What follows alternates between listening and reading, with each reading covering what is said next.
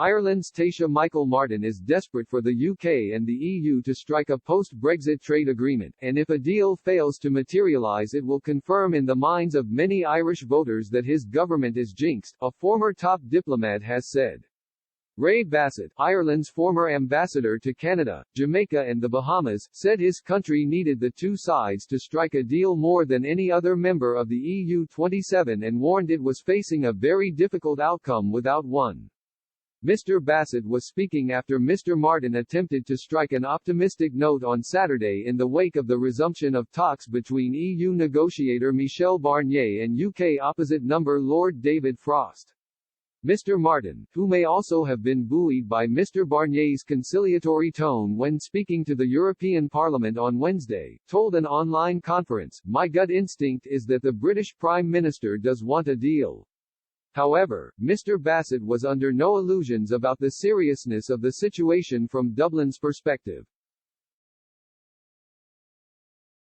He told Express, "Ireland is now desperate for an EU-UK deal.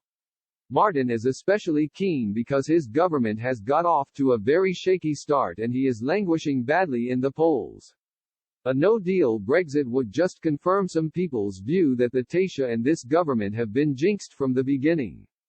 Mr. Bassett added, "The Irish business model was built on attracting American foreign direct investment (FDI) to Ireland and to use this English-speaking state as a springboard to the EU market. If there are difficulties in exporting through the UK land bridge to the continent for Irish-based firms, this will be a big disincentive to locating in Ireland." Mr. Bassett outlined his concerns for Ireland's future in his recently published book, Ireland and the EU Post-Brexit. He said, "Remember, Ireland will be very peripheral to the centre of the EU after Brexit. As I say in my book, it will comprise 4/5 of an offshore island behind a larger offshore island that is not in the EU.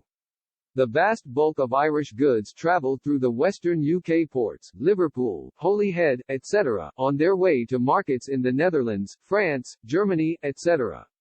For that situation to continue, Ireland needs to ensure that there are no new custom or regulatory checks with the UK.